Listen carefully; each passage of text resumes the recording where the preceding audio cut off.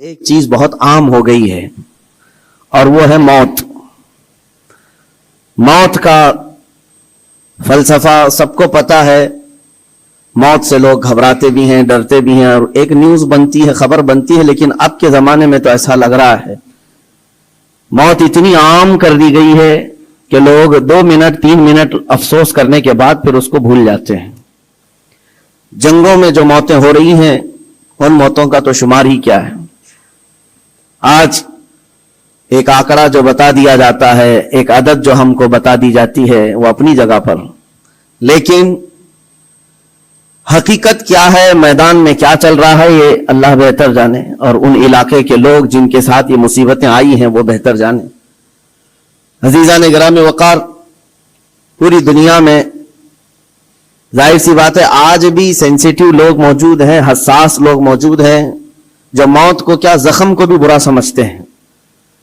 ظلم کے طریقے سے مارا ہوا زخم, اس کی ہر آدمی نندا کرتا ہے, مخالفت کرتا ہے. موت تو بڑی چیز ہے, لیکن ہم نے دیکھا ہے کہ ایک جانور کے بچے کو بھی اگر کوئی مارے تو آج جانوروں کے رائٹس کے, ان کے حقوق کی تنظیمیں موجود ہیں جو ان کی حفاظت کے لیے آگے بڑھتے ہیں اور پھر آواز اٹھاتے ہیں. بلکہ آپ اگر کسی جانور کو مارتے ہوئے دیکھے گئے تو یہ تنظیمیں آپ کو جیل تک پہنچا سکتی ہیں. ان کے حقوق کی آواز اٹھانے والے بھی موجود ہیں. بلکہ انوائرمنٹ کے لیے بھی تنظیمیں موجود ہیں. درخت کو کاٹنے نہیں دیا جاتا کہ اگر پیڑ پودے بھی کوئی کاٹ رہا ہے تو اس کے لیے بھی سخت قانون ہے. بلا وجہ اگر کوئی کاٹ رہا ہے تو اس کو جیل بھی ہو سکتی ہے. اس کا ریپلیسمنٹ چاہتی ہے دنیا. پیڑ پودے پتے اور جانوروں کو کاٹنے کے لیے بھی منع کیا گیا, اور ان کی حفاظت کے لیے تنظیمیں موجود ہیں. تو پھر انسانوں کی زندگیوں کی حفاظت کے لیے بھی آلریڈی موجود ہے, ایسا نہیں ہے. لیکن دوہرا معیار ہے پوری دنیا میں. عام انسان جس کا تعلق اسلام سے نہیں ہے وہ مرے تو پوری دنیا چیخ اٹھتی ہے, اس کے موت کے لیے آواز اٹھاتی ہے, اس کے انصاف کی بات کرتی ہے. لیکن اسی دنیا کا دوہرا معیار یہ ہے کہ مسلمان بچے قتل ہو جائیں, مارے جائیں, تو پھر اس کے لیے وہ ایسا پیش کرتے ہیں جیسے ان کو سانپ سونگھ گیا ہو. کوئی رحم غم کا جذبہ ہی نہیں رہ گیا. کسی کے دل کے اندر سے یہ ہوک اٹھتی ہوئی نہیں دکھائی دیتی کہ کم از کم اسلام دشمنی اور سب چیزوں کو بالائے طاق رکھ کر کے انسانیت کے نام پر کوئی بات کرتا کہ 6 ماہ کے بچوں کا کیا قصور ہوتا ہے, 1 سال کے بچے دودھ پیتے بچوں کا کیا قصور ہوتا ہے. ان لوگوں کو جس طرح سے تہ تہ کر دیا گیا, مار کر ختم کر دیا گیا. عزیزان گرامی وقار, یہ پوری دنیا میں آج جو چل رہا ہے اس پر میں کچھ باتیں عرض کرنا چاہتا ہوں. موت کسی بھی زمانے میں عام نہیں ہے, بلکہ ایک بڑا حادثہ سمجھا جاتا ہے اور اس کی نندا کی جاتی ہے, اس کی مخالفت کی جاتی ہے جو زبردستی کسی کا قتل کیا جائے. یہ اور بات ہے کہ دنیا طاقت کی پجاری ہے, دولت کی پجاری ہے. جس کے پاس زیادہ طاقت ہے, جس کے پاس زیادہ دولت ہے, لوگ اس کی حمایت میں کھڑے ہوتے ہیں. مظلوموں کے حق میں کھڑے ہونے والی جماعتیں بہت کم ہوتی ہیں. لیکن ان تمام معاملات سے ہٹ کر میں آپ سے گفتگو یہ کرنا چاہتا ہوں, جتنی بھی اسلام پر موتیں ہو رہی ہیں, ظلماً قتل کیے جا رہے ہیں, ایک بات یاد رکھو, اسلامی ایک جذبہ موجود ہے ہمارے ہاں, وہ شہادت کی موت پا رہے ہیں. شہادت ایک درجہ ہے, اور جب یہ چیز آپ کے تصور میں آ جائے تو میرے عزیزو ہم بھی یہ محسوس کریں گے کہ اللہ کریم ہم سب کو شہادت کی موت نصیب فرمائے. کیونکہ شہادت ایک مقام کا نام ہے, ایک مرتبے کا نام ہے. جو شہید ہوتا ہے اسلام میں اس کا بڑا رتبہ ہے. نبی پاک صلی اللہ تعالی علیہ وسلم نے تو فرمایا, نبیوں اور شہیدوں کے درمیان صرف 1 درجے کا فرق ہے. 1 درجے کا فرق ہے. جو شہید ہوتا ہے وہ اللہ تبارک و تعالیٰ کی جنت میں اسی مقام پر ہوتا ہے جہاں اللہ کے نبی ہیں. انبیاء کرام علیہ السلام کا جو جنت میں مقام ہوتا ہے اس سے 1 درجہ نیچے شہیدوں کا مقام ہے. شہداء اسلام, ان کی ایک عظیم تاریخ ہے. اور شہید کیوں کہا جاتا ہے اور شہید ہوتا کون ہے, یہ تھوڑی سی ڈیفینیشن معلوم ہونا چاہیے. شہید 3 قسم کا ہے. شہید حقیقی ہے, شہید فقہی ہے, شہید حکمی ہے. یعنی حقیقی شہید وہ ہے جو اللہ کی راہ میں کافروں کی طرف سے, دشمنوں کی طرف سے ظلماً قتل کر دیا گیا اور اس پر کوئی دیت واجب نہ ہوئی ہو, خون بہا اس کا, نہ دینا پڑا ہو. اس طرح کے جو شہید ہے اللہ کی راہ میں مارا گیا وہ حقیقی شہید ہے, جس کی فضیلت میں قرآن میں اللہ نے فرمایا وَلَا تَقُولُوا لِمَنْ يُقْتَلُ فِي سَبِيلِ اللَّهِ أَمْوَاتٌ بَلْ أَحْيَاءٌ وَلَكِنْ لَا تَشْعُرُونَ. جو اللہ کی راہ میں مارے جائیں انہیں مردہ مت کہو, وہ زندہ ہیں, تمہیں اس کا شعور نہیں. اللہ قرآن میں فرماتا ہے وَلَا تَحْسَبَنَّ الَّذِينَ قُتِلُوا فِي سَبِيلِ اللَّهِ أَمْوَاتًا بَلْ أَحْيَاءٌ عِنْدَ رَبِّهِمْ يُرْزَقُونَ. جو اللہ کی راہ میں قتل کیے گئے ان کو مردہ گمان بھی مت کرو, وہ اللہ کی بارگاہ میں زندہ ہے اور انہیں رزق بھی دیا جاتا ہے. یہ شہیدوں کے متعلق قرآن کی صاف 2 آیتیں موجود ہیں. یہ شہید حقیقی کے بارے میں. ویسے شہید حکمی بھی ہے, 7 قسم کے الگ الگ ہیں. جیسے نبی کریم صلی اللہ تعالی علیہ وسلم نے فرمایا دیوار کے نیچے دب کر کے کوئی مر گیا, آگ میں جل کر کے کوئی مر گیا, پانی میں ڈوب کر کوئی مر گیا. خودکشی کی بات نہیں, حادثے سے, خود جلا کر کے مرا ہے, خود پانی میں کود کے مرا, اس کے لیے نہیں. حادثے سے آگ میں جل کر مر گیا, یا پھر پانی میں غرق ہو گیا, یا پھر کسی بڑے حادثے میں, یا نیمونیا کی بیماری جس کو ذات الجنب کہا جاتا ہے, اس میں اگر کسی کا انتقال ہو گیا, یا پیٹ کے درد میں کوئی انتقال کر گیا, یا وہ عورت جو بچہ ہونے کے وقت انتقال کر گئی, ان سب کو شہید کا درجہ دیا جا رہا ہے. یہ شہید حکمی ہے, یعنی حقیقی شہید کا مقام ایک الگ ہے, لیکن ان کو حکمن شہید کہا جاتا ہے اسلامی اعتبار سے. لیکن جو حقیقی شہید ہے اس کے لیے میں اس لیے آج اس موضوع کو چھیڑ رہا ہوں کہ دیکھ دیکھ کر کے ہم تھک چکے. چھوٹے سے بچوں کے زخم ہماری نیند خراب کر دیتے ہیں, ان کی چیخیں ہمارے چین کو اڑا دیتی ہیں. کیا آپ کے سامنے روز مرہ ماؤں کے بچوں کو ہاتھ میں اٹھائی ہوئی تصویریں نہیں آتی, اخباروں کی زینت نہیں بنتی؟ آج وہ ان چھوٹے بچوں کو کبھی ملبے میں اپنے عزیزوں کو ڈھونڈتے ہوئے ہم دیکھتے ہیں, دل باہر نکل آتا ہے, کلیجہ منہ کو آتا ہے. جس کا گھر تباہ کر دیا گیا, توڑ پھوڑ کر دیا گیا ہے, وہ ننھی ننھی انگلیوں سے ملبہ ہٹا کر کے اپنے عزیزوں کی لاشیں ڈھونڈ رہے ہیں. میرے عزیزوں, یہ بڑے دل جگرے کی بات ہوتی ہے. 8 سال کی عمر میں, 6 سال کی عمر میں جن کے ماں باپ بھائی بہن سب چھین لیے گئے ہوں, اور اگر اس بچے کو زندہ رہنا ہے, ابھی زندہ رہنا ہے, تو اس کی آگے کی زندگی کا کیا ہے؟ اس کے پاس کوئی اسباب نہیں, لیکن پھر بھی وہ بچہ الحمدللہ کہتے ہوئے آگے بڑھتا ہے. یہ حالات دیکھ کر کے, اور پھر میرا جسم اس وقت رونگٹے کھڑے کر دیا, اور اس وقت ہمارے جسم میں کپ کپی طاری ہوئی جب ہم نے لاشوں کی انبار کو دیکھا, اور بڑے بڑے جوانوں کے نہیں, چھوٹے چھوٹے بچوں کی لاشیں لائن سے لگائی گئی ہیں, تقریباً 50 یا 60 بچے, اور مائیں اس میں اپنا بچہ ڈھونڈنے کے لیے چادر ہٹا ہٹا کر کے دیکھ رہی ہوں. ایسے لگتا ہے جیسے ہم اسکول بھیجتے ہیں اپنے بچوں کو, اور بھیڑ میں اپنے بچوں کو تلاش کر رہے ہوتے ہیں, اور وہ میتوں میں اپنے بچوں کو ڈھونڈ رہی ہیں, ہاتھ میں دستی یا رومال لیے ہوئے. جب اپنا بچہ مل جائے, ماں اس کے بچے کا خون صاف کرتی ہے چہرے سے. وہ درد و کرب کیا ہوتا ہے ایک ماں سمجھ سکتی ہے, ایک باپ سمجھ سکتا ہے, جس کے گھر اولاد ہے وہ سمجھ سکتے ہیں. لیکن یہ درد جو بچوں کا دیکھا ہم نے, کسی کا ہاتھ کٹا, کسی کا پیٹ پھٹا, کسی کا سر پھٹا, لیکن ان تمام چیزوں کو دیکھ کر جب رونگٹے کھڑے ہوتے, پھر میں نے پڑھنا شروع کیا. اس بات پر آ کر کے پھر دل مطمئن ہوا. میرے نبی پاک صلی اللہ علیہ وسلم نے فرمایا جو اللہ کی راہ میں شہید ہوتا ہے, تم کیا سمجھتے ہو اس کو درد بہت زیادہ دیا جاتا ہے؟ اس کو جب قتل کرتے ہیں ظالم اور کافر, اس کو جس طرح سے مارا جاتا ہے, ٹکڑوں میں بدل دیا جاتا ہے, تمہیں کیا لگتا ہے بہت تکلیفیں ہوتی ہیں؟ میرے آقا صلی اللہ علیہ وسلم فرماتے ہیں شہید کو اتنی تکلیف بھی نہیں ہوتی جتنا تمہیں چونٹی کاٹنے سے ہوتی ہے. اس کو اتنا درد بھی نہیں دیا جاتا. وہ اللہ رب العزت کی بارگاہ میں مامون ہے, اسے دنیا کے درد سے آزاد کر دیا جاتا ہے. چونٹی کاٹنے پر جو تکلیف ہوتی ہے زندوں کو, میرے آقا فرماتے ہیں اتنی تکلیف بھی شہید کو نہیں دی جاتی اس کے مرنے کے وقت, اس کی موت کے وقت, کیونکہ وہ اللہ کریم کے وعدے پر اتر آیا ہے.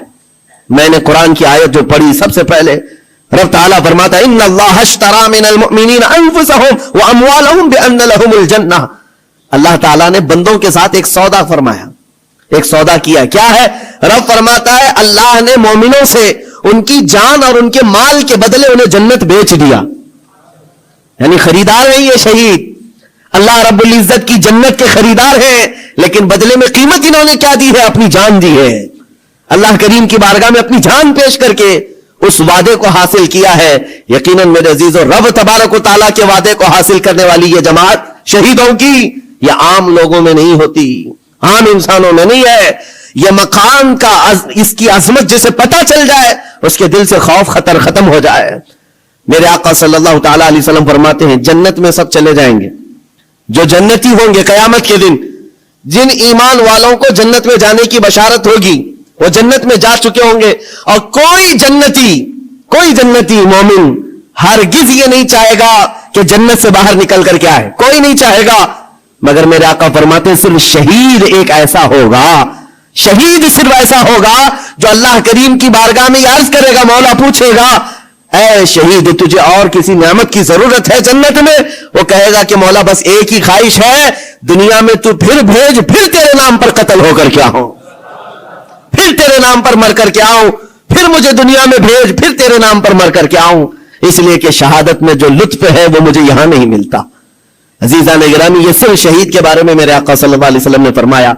और ये फजीलत बयान करके खुद मेरे आका फरमाते हैं, हजरत अबू हुरैरा रज़ियल्लाहु तआला अन्हु से रिवायत है, बुखारी शरीफ की हदीस है, फरमाते मेरे आका, मेरी ख्वाहिश है कि अल्लाह की राह में मैं कत्ल किया जाऊं, फिर जिंदा किया जाऊं, फिर कत्ल किया जाऊं, फिर जिंदा किया जाऊं, फिर कत्ल हो, फिर जिंदा हो जाऊं, और इसी में मैं अल्लाह की रजा हासिल कर लूं। ये मेरे आका सल्लल्लाहु अलैहि वसल्लम फरमाते हैं। अजीजान गिरामी वक़ार, जो शहीद हो चुके अल्लाह की बारगाह में हैं, वो नेमतों में हैं, वो जिंदे हैं, बल्कि हम सबसे बेहतर हैं। उनके मकाम को पूरी दुनिया वाले अभी मिलकर नहीं पहुंच सकते। अल्लाह करीम ने उनको जो शहादत का इनाम अता किया है, मैं आपको बताता हूं, सहाबा इकराम रिज़वानुल्लाहि ताला अलैहिम अजमईन की दो मिसालें। क्या जज्बा था उनके अंदर। जब मेरे आका सल्लल्लाहु ताला अलैहि वसल्लम उहद के मैदान की तरफ रवाना हो रहे थे, तो एक सहाबी अमर बिन जमुह रज़ियल्लाहु ताला अन्हु, जिनके 4 बेटे हुजूर के साथ जा रहे हैं जंग में, 4 बेटे जा रहे हैं, किसी का एक बेटा घर से निकले बड़ी बात है, 4 बेटे जा रहे हैं, और नबी पाक सल्लल्लाहु ताला अलैहि वसल्लम सफे दुरुस्त फरमा रहे हैं। और ये सहाबी हजरत अमर बिन जमुह बूढ़े थे और लंगड़े भी थे, पैर में उज्र था। हुजूर पाक सल्लल्लाहु ताला अलैहि वसल्लम की बारगाह में आए, कहा या रसूल अल्लाह, मेरी ख्वाहिश है मैं भी आपके साथ हाजिर हो जाऊं, बच्चे मुझे जाने नहीं देना चाहते हैं। चारों बेटों ने जबरदस्ती बाप को घर में बिठाया था, अब आप नहीं जाएंगे, हम जाएंगे रसूलुल्लाह के साथ। और बाप इस बात पर लड़ाई कर रहे हैं बेटों से, नहीं मैं भी जाऊंगा। हुजूर पाक सल्लल्लाहु ताला अलैहि वसल्लम के पास आकर ऐसे दर्द भरे अंदाज में उन्होंने कहा था, मेरे आका सल्लल्लाहु अलैहि वसल्लम ने इनकार नहीं फरमाया, कहा कि ठीक है आप भी चलें। पहले हुजूर ने फरमाया, आपके तो 4 बेटे शरीक हैं, आपके 4 बेटे शरीक हैं, आप घर में रह जाएं।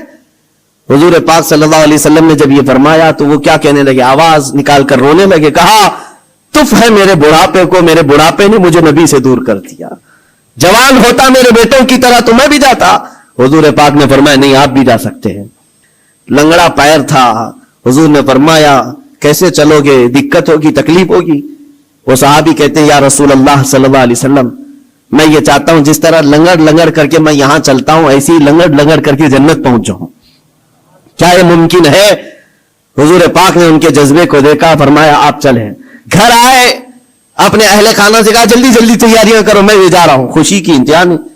जब जाने का वक्त था, दरवाजे पर उनकी अहलिया आई और उनको ऐसे ही तफरीह के तौर पर कहा, दिल लुभाने के लिए कुछ बातें की जाती हैं। बीवी ने ऐसे ही कहा, अमर बिन जमू तुम तो जा रहे हो, मुझे लगता है तुम भाग करके आ जाओगे, मैदान जिहाद में जा रहे हो, जंग के मैदान में जा रहे हो और सख्त होता है मैदान, भाग के आ जाओगे। बीवी का ये सिर्फ ताना सुना तो गरज करके कहने लगे, सुनो खबरदार, और अल्लाह की बारगाह में हाथ उठाया, अल्लाहुम्मा रज़ुक़नी शहादतन फी सबीलिक वला तरुद्दनी इला अहली खाइबन, या अल्लाह तू अपने रास्ते में मुझे शहादत दे दे और कभी भी जिंदगी में मुझे मेरे घर वापस मत लौटा, घर वापस मत लौटा। हम तो घर से निकलते हुए घर वापस आने की सलामती की दुआएं करके निकलते हैं, अल्लाह सही सलामत लौटा है और वो जज्बा अलग है। नबी पाक सल्लल्लाहु अलैहि वसल्लम के साथ जाते हुए कह रहे हैं वापस न लौटा। गए जंग में शरीक हो गए और वो जंग बड़ी सख्त थी। उहद की जंग तो आपको मैंने कई मर्तबा जिक्र किया है, बहुत सख्त इम्तिहान था सहाबा का, जहां 70 सहाबा शहीद हुए हैं, उसमें हजरत अमर बिन जमूह भी शहीद हो गए। ये बूढ़े सहाबी शहीद हो गए। नबी पाक सल्लल्लाहु ताला अलैहि वसल्लम ने फिर उसके बाद शाम को जब लाशें उठाने की बारी आई, इनकी अहलिया घर से आई और मैदान जंग से लाशें जब उठाई जा रही थी, आमर बिन जमूह की लाश को उठाया, घोड़े पर रखा, सवारी पर अपने घर की तरफ लौटी। सवारी न इधर जाती न उधर जाती, कहीं नहीं, बार बार घोड़े को चाबुक लगाकर दौड़ाया जाता है लेकिन घोड़ा जाता ही नहीं है। वो तंग आ गई, मजबूर हो गई, कहा क्या है, लाश इतनी भारी हो गई, वजन हो गई, क्या है ये। नबी पाक सल्लल्लाहु अलैहि वसल्लम की बारगाह में आकर के उनके अहलिया ने कहा, आका सब अपनी लाशें ले जा रहे हैं, मैं भी इनकी लाश अपने घर ले जाकर इनको थोड़ी देर के लिए रखना चाहती हूं, लेकिन सवारी है कि आती नहीं आगे। मेरे आका ने फरमाया, घर से निकलते वक्त इन्होंने क्या कहा था, उनकी अहलिया ने कहा था, इन्होंने कहा था अल्लाह की बारगाह में कि मौला मुझे घर वापस सलामत न लौटाना। हुजूर फरमाते उसकी दुआ कबूल हो चुकी है, न वो जिंदगी में वापस लौटा, न तुम उसकी लाश ले जा सकती हो। उसी मैदान में हजरत अमर बिन जमूह को दफन कर दिया गया। ये उन शहीदों की बात कर रहा हूं जिनके मौत के बाद भी उनका तसर्रुफ जारी रहता है, उनका तसर्रुफ। हजरत खुबैब इब्न अदी रज़ी अल्लाह तआला अन्हु मुशरिकीन की कैद में आ गए थे। ये कुफारे मक्का ने उनको कैद कर लिया था और लोहे के पिंजरे में डाल करके रखा था, कई दिनों तक भूखा प्यासा रखा, पिंजरे में रखा, और उसके बाद कई मर्तबा उन पर कोशिशें की गई कि तुम दीन इस्लाम छोड़ दो, तुम नबी पाक के खिलाफ बोलो, लेकिन वो जवान मर्द खुबैब इब्न अदी ऐसे थे, अपने ईमान पर जमे हुए, इस्तिकामत का जज्बा ऐसा, हर मुसीबत को गले लगा लिया। यहां तक कि कुफार और मुशरिकीन ने उनको पिंजरे से बाहर निकाला, उनके नाखूनों को पकड़ से खींचा और वो कराहते रहे, दर्द अपनी जगह पर, और उसके बाद उनके जिस्म को जगह जगह तीरों से छलनी किया और मकाम तनईम पर, जो मक्का में आज जहां मस्जिद आयशा है वहां करीब में, आपको एक सूली पर चढ़ा दिया गया। हजरत खुबैब इब्न अदी को एक खंबे पर बांध करके सूली दे दी गई और लाश को लटका कर रखा, और ऐसी ही लाश लटकती रही। यही खुबैब इब्न अदी है जिनको सूली पर चढ़ने से पहले काफिरों ने पूछा था, क्या ये अच्छा होता खुबैब तुम्हारी जगह मोहम्मद होते और तुम आराम कर रहे होते। तब उन्होंने गरज कर कहा था, जालिमो खबरदार, तुम मेरी जगह मुस्तफा की बात करते हो, मेरे जिस्म के और 1000 टुकड़े हो जाए मुझे गवारा है, मेरे नबी के कदमों में तलवे में कांटा भी चुभे ये मुझे बर्दाश्त नहीं। उनका जज्बा था इस्तिकामत। जब सूली पर चढ़ा दिया गया तो एक बात मैं अर्ज कर रहा हूं, शहीदों की जिंदगी क्या होती है, मार दिए गए, कत्ल कर दिए गए, लेकिन इन जालिमों ने सूली से नीचे नहीं उतारा, पूरे मक्का वालों को तमाशा दिखाने के लिए रखा। 1 दिन 2 दिन 4 दिन 6 दिन 8 दिन 10 दिन लाश वैसी की वैसी लटकती रही हजरत खुबैब इब्न अदी की, यहां तक के महीना गुजर गया, लाश को उन्होंने नहीं निकाला। हुजूर पाक सल्लल्लाहु अलैहि वसल्लम को जब यह खबर पहुंची कि हजरत खुबैब इब्न अदी को पिंजरे में कैद करके इन जालिमों ने कत्ल कर दिया, सूली पर चढ़ा दिया है, और लाश को ऐसी ही बेहुरमती के साथ लटकाए हुए हैं कि 2 लोग तमाशा देखते रहे। 40वां दिन गुजरने को आ गया था। हुजूर पाक सल्लल्लाहु अलैहि वसल्लम ने अपने सहाबा से फरमाया, है कोई मेरे सहाबा में से जो खुबैब इब्न अदी की लाश को उतार करके मदीने ले आए, उनकी लाश को उतार करके इज्जत और एहतराम का मामला करे। जबकि 40 घुड़सवार दिन रात पहरेदारी कर रहे थे उस लाश के पास। कुफार मक्का, मुशरिकीन मक्का के 40 लोग उस लाश के इर्द गिर्द पहरा दे रहे थे। हजरत खुबैब इब्न अदी की लाश को उतारने नहीं दिया जाता था, कोई करीब आ ही नहीं सकता था। जब सहाबा कराम को हुजूर ने यह बात कही, क्या जिगर था। 2 सहाबा खड़े हुए, हजरत जुबैर बिन अवाम, हजरत मिकदाद बिन असवद रज़ी अल्लाह तआला अन्हुमा, कहते हैं आका आप इजाजत दें, हम दोनों जा रहे हैं। 40 लोग पहरेदारी में हैं और 2 जाने को तैयार हैं। जहां ईमान होता है वहां तादाद देखी ही नहीं जाती। हमेशा से ये रहा है, सतीजाकार रहा है, अजल से ताइम रोज, शरार अबू लहबी से चराग मुस्तफबी। आज भी यही हालात है। एक तरफ सुपर पावर ताकतें पेट्रोल मिसाइल लेकर खड़ी है और सामने निहत्ते बच्चे कंकरों से मुकाबला कर रहे हैं। मेरे अजीजों, छोटी छोटी लकड़ियों से मुकाबला कर रहे हैं। बज़ाहिर दुनिया को आज देखना चाहिए। करबला की दास्तान सुनाते हैं, हो सकता है किसी को यकीन ना आए, एक तरफ 22,000 थे, एक तरफ 72 थे लोग, हो सकता है कहानी समझते हो। आज की इस दुनिया में आंखें खोल कर देख लो, हाई टेक्नोलॉजी एक तरफ है اور نہتے چھوٹے سے بچے ایک طرف ہیں, لیکن ان کا جذبہ تو دیکھو, ظالموں کے ہاتھ میں ہاتھ دینے کو آج بھی تیار نہیں, بلکہ آج بھی ڈٹے ہوئے ہو, جمے ہوئے ہیں, اور ان کا جذبہ صرف اتنا ہے بیت المقدس کو آزاد کرا کر کے دم لیں گے. اور میرے آقا کا فرمان ہے ان کے ساتھ, وہ آج یا کل ختم ہونے والے نہیں. میرے آقا نے فرمایا یہ جماعت قیامت تک حق کے لیے لڑتی رہے گی, قیامت تک لڑتی رہے گی. دو صحابہ کھڑے ہوئے حضور کی اجازت لے کر کہا ہم جاتے ہیں. حضرت خبیب ابن عدی کو لانے کے لیے, اور دو گھوڑے دوڑاتے ہوئے پہنچے مکہ. جب مکہ پہنچے جہاں سولی چڑھائی گئی تھی, 40 لوگ پہرے داری میں ہیں, ان کے بیچ میں سے جانا اور لانا عام بات نہیں تھی. لیکن جس وقت یہ پہنچے, ایک بات یاد رکھو, قرآن میں رب تعالیٰ فرماتا ہے وَمَكَرُوا وَمَكَرَ اللَّهُ وَاللَّهُ خَيْرُ الْمَاكِرِينَ. کافر منصوبہ بناتے ہیں, کافر منصوبہ بناتے ہیں, اور اللہ خفیہ تدبیر کرتا ہے, اور اللہ کی خفیہ تدبیر غالب آتی ہے. جب مولا چاہے تو سارے پلاننگ فیل ہوتی ہیں, سارے ڈیفنس سسٹم ٹوٹ جاتے ہیں, چرمرا جاتے ہیں, ختم ہو جاتے ہیں. کبھی آپ طاقتوں کے غرور اور نشے کو دیکھ کر کے مرعوب مت ہونا. اے مومنو, ہمیشہ ایک بات یاد رکھو, جب دنیا اپنے اوج پر پہنچے اس کے باوجود بھی اللہ ہمارے ساتھ ہے, اللہ کی طاقت بھی ہے. نمرود نے اپنے زمانے میں ایک کام کیا تھا, ٹاور بنایا تھا بہت بڑا, اور لاکھوں لوگوں کو جمع کیا تھا خدا سے لڑنے کے لیے, خدا سے لڑنے کے لیے, اور کہا تھا کہ میں خدا سے لڑ کر کے اس کو گرا دوں گا اور موت و حیات اپنے ہاتھ میں لے لوں گا, پوری دنیا کا نظام میں چلاؤں. اور اس وقت یہ اسرائیلی روایات میں آج بھی موجود ہے چیز. اللہ تبارک تعالیٰ نے اپنے فرشتوں میں سے ایک فرشتے کو بھیجا, کروڑوں اربوں فرشتے ہیں اللہ کے, ایک فرشتے کو بھیجا کہ جاؤ دیکھو دنیا میں کیا معاملہ ہے, میرا ایک بندہ مجھ سے لڑنے کے لیے تیاریاں کر رہا ہے. وہ فرشتہ زمین پر آیا, صرف اپنا پر ہلایا, سارا کا سارا دھنس گیا, سب زمین بوس ہو گئے, جتنی فوج تھی ہلاک ہو گئی, کیڑے پڑ گئے, اور وہ بھی ختم. میرے عزیزوں, رب تبارک و تعالیٰ کی طاقت و قوت کو کوئی پہنچ سکتا ہے؟ ایک فرشتے کو بھیجے, فرشتہ عذاب لا سکتا ہے.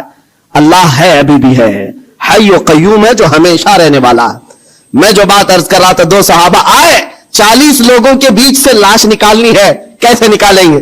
لیکن جانتے ہو اللہ تعالیٰ جب انتظامات فرماتا ہے تو راستے بھی کھولتا ہے. جس وقت یہ پہنچے وہ 40 کے 40 مست نیند میں سو رہے, سارے پہرے دار نیند میں ہیں. حضرت زبیر بن عوام, حضرت مقداد بن اسود دونوں گئے, جلدی سے یہ سولی پر چڑھے اور ان کی لاش کو نکالا. حضرت زبیر کہتے ہیں 42واں دن تھا, 40 یا 42 دن ہو چکے تھے. جس وقت ہم نے ان کو رسی سے کھولا, جگہ جگہ سے خون ٹپک رہا ہے, اور خون سے کستوری کی خوشبو آ رہی. یہ شہید کی زندگی ہے. 42 دن ہو چکے, اور جسم سے جگہ جگہ خون آ رہا ہے, اور اس سے کستوری کی خوشبو آ رہی. دونوں صحابہ کہتے ہیں ہم نے ان کی لاش کو اتارا, بالکل تر و تازہ لاش ہے, جسم صحیح سلامت ہے. ارے 12 گھنٹے میں جسم پھولنے لگتا ہے, پکنے لگ جاتا ہے, ہمیں جلدی قبرستان پہنچانا ہے. شہید کی زندگی اور ہے, جو اللہ کی راہ میں قتل ہوا اس کی زندگی اور ہے. اٹھایا اور لے کر کے چل پڑے, اپنی سواری پر لے کر آرام سے چلتے رہے. صبح ہوئی تو یہ کافروں کی نیند کھلی, دیکھا کہ ہے ہی نہیں خبیب ابن عدی. ہلا ہو گیا, پورا ہنگامہ ہو گیا. اور جب قریش مکہ میں یہ بات پہنچی تو سب گرج کر کے کہنے لگے ان 40 کو بھی مارو, اور اس کے بعد پہلے اس لاش کو ڈھونڈو. اور تیز گھوڑ سوار دوڑائے گئے, بہت تیز دوڑائے گئے کہ کہیں نہ کہیں یہ مدینے کی طرف لے کر کے گئے ہوں گے, پیچھا کرو. ایک دو نہیں, کئی 100 کی تعداد میں گھوڑے دوڑاتے ہوئے حضرت زبیر حضرت مقداد کے پیچھے آئے, اور تھوڑی دور جانے کے بعد وہ گھوڑ سوار ان دونوں کو پالی. یہ دونوں صحابہ مدینے کی طرف جا رہے تھے لاش لے کر, اور وہ اتنے تیز تھے کہ پہنچ گئے. اور جیسے ہی وہ قریب آئے, حضرت زبیر اور حضرت مقداد دونوں نے یہ لاش کو اٹھائی حضرت خبیب کی, اور زمین پر رکھ دیا, اور کہا اے اللہ اس کے بعد تو مالک ہے, یہ تیرا شہید ہے, اس کے بعد تو مالک ہے. حضرت زبیر کہتے ہیں اچانک زمین قبر کی مانند کھلی, اور حضرت خبیب اندر گئے اور ان کی قبر بن گئی. نہ کسی نے قبر کھودی, نہ کسی نے قبر میں مٹی دی, زمین خود کھلی, حضرت خبیب اس میں اندر گئے اور قبر بند ہو گئی. کفار سامنے آئے, کہا میں لاش دے دو. حضرت زبیر حضرت مقداد نے کہا کہیں ہے تو لے جاؤ, ہمارے پاس کہیں ہے تو لے جاؤ, اور یاد رکھو میں صفیہ بنت عبد المطلب کا بیٹا ہوں, اگر لڑنا ہے تو مجھ سے لڑو اور تلواریں نکالو. ادھر سینکڑوں کی تعداد میں ہے, اور نبی پاک کے 2 شیر ان کو للکار رہے ہیں. تاریخ میں موجود ہے، ایک بھی ظالم سامنے نہیں آیا، تلواریں نیچے کی اور مکہ واپس لوٹ گئے۔ اعلان ہوا کہ خبیب ابن عدی کو سب جگہ ڈھونڈ لیا گیا، کہیں پر ان کی لاش نہیں ملی ہے۔ یہ دونوں صحابہ حضور کی بارگاہ میں آئے، عرض کیا آقا یہ ماجرا ہوا ہے۔ میرے آقا نے کہا وہ بلیع الارض ہے، زمین کا لقمہ ہے، زمین نے ان کو اپنی گود میں چھپایا ہوا ہے، اور یہ شہیدوں کی زندگی ہے۔ زمین تو زمین ہے، آسمان بھی خواہش کر رہا تھا کہ خبیب میرے پاس آ جائے، زمین چاہتی ہے میرے پاس آ جائے، آسمان چاہتا ہے کہ میرے پاس آ جائے۔ شہیدوں کی زندگی عام نہیں ہے میرے عزیز و حدیث پاک میں ہے، قیامت کے دن صرف شہیدوں کی جماعت ایسی ہوگی جس حال میں وہ آئیں گے ان کے جسم سے خون کا فوارہ جاری ہوگا۔ جو شہید قیامت کے دن آئیں گے ان کے جسم پر خون کا فوارہ ہوگا، جگہ جگہ سے خون نکل رہا ہوگا، لیکن حضور یہ بھی فرماتے ہیں دنیا کا خون ہے جو بدبو کرتا ہے، شہیدوں کا خون قیامت کے دن مشک و عنبر کی خوشبو پھیلا رہا ہوگا، مشک و عنبر کی خوشبوئیں دے رہا ہوگا، اور یہاں تک کہ وہ اتنی تیز جنت کے دروازے پر جائیں گے جتنی تیز کوئی نہیں۔ نبیوں کے بعد سب سے پہلے لوگ ان کو دیکھ کر پوچھیں گے یہ کون ہے جو جنت کے دروازے پر سب سے پہلے پہنچے ہوئے ہیں؟ فرماتے ہیں میرے آقا فرشتے اعلان کریں گے یہ اللہ کی راہ میں قتل ہونے والے وہ شہید ہیں جو یہاں دنیا میں مرے تھے تو ایک آن کے لیے اور اس کے بعد زندہ کر دیے گئے اور ابھی تک ان کو رزق بھی دیا جاتا ہے۔ عزیزان گرامی وقار، یہ باتیں اسی لیے مجھے بتانا ضروری ہے کہ مسلمانوں کو ایسا لگتا ہے شہادت کا کانسیپٹ ختم ہو گیا، وہ زمانے میں تھا۔ آج حیرت کی بات ہے، ایک علاقے میں گیا تھا اور کان میں آ کر کے ٹرسٹی صاحب نے مجھ سے کہا کہ حضرت تو شہادت کے بارے میں کچھ نہ بولے، ان کو ایسا لگا کہ ان کا بیٹا چلا جائے گا۔ ہم نے پورا بیان اسی پر کیا، کہا کہ یہ اسلام ہے، یہ اسلام ہے، اس سے کہاں تک بھاگو گے؟ ہم نبی پاک صلی اللہ علیہ وسلم کی پاکیزہ سیرت بیان کر رہے ہیں۔ ارے شہادت کیا آپ سمجھتے ہو تم نکلو گے تو مل جائے گی؟ شہادت اللہ کی نعمت ہے، وہ جسے چاہتا عطا کرتا ہے۔ ہماری حیثیت کیا ہے؟ ہماری حیثیت کیا ہے؟ کیا پتا کون سے ہاسپٹل کے بستر پر پاؤں رگڑ رگڑ کر کے مرو گے، کہاں جا کر مرو گے؟ ہم ہیں حضرت عمر فاروق دعا کرتے تھے امیر المومنین، اللہم ارزقنا شہادتا فی سبیلک و موتا فی بلد نبیک، اے اللہ تو اپنے راستے میں مجھے شہادت دے دے اور تیرے نبی کے شہر میں موت عطا کر دے۔ آج لوگ یہ خالی سمجھتے ہاتھ اٹھا کر کے بولنے کا مطلب ہے، اور سننا بھی نہیں چاہتے اور بولنا بھی نہیں چاہتے اس موضوع پر۔ ان کو لگتا ہے اس موضوع پر بتایا جائے تو ہمیں دنیا آتنکواد کہے گی، ٹیررسٹ کہے گی۔ اس موضوع پر کلام کرنے کے بعد لوگ ہمارے بارے میں پتہ نہیں کیا کیا رکھیں گے۔ وہ جو سوچتے ہیں ہمیں فرق نہیں پڑتا، میرا یقین ہے میرا دین سچا ہے تو چر چر کر کے بولیں گے۔ جب نبی پاک کی تعلیمات سچی ہے تو علل اعلان کہی جائیں گی، اس میں چھپانے جیسی کوئی چیز ہے ہی نہیں۔ اسلام کوئی مجرم قوم کا نام نہیں، مسلمان کسی مجرم قوم کا نام نہیں ہے۔ ہماری تاریخ گواہ ہے ہم نے ظلم کبھی کیا نہیں ہے، لیکن ساتھ میں ہم یہ بھی کہتے ہیں ظالم کو اس کی کلائی پکڑنا بھی اسلام ہی سکھاتا ہے۔ ہم ظلم کرنے کی اجازت ہرگز نہیں دیتے، لیکن اس کا مطلب یہ نہیں ہے کہ ظالم کے خلاف بھی نہیں بولتے۔ ہم ظالم کے خلاف ہر زمانے میں بولتے رہیں گے۔ اللہ کریم ہمیں وہی زبان عطا کرے جو حق بولنے والی ہو، اور وہی کان عطا کرے جو حق سننے والے ہوں۔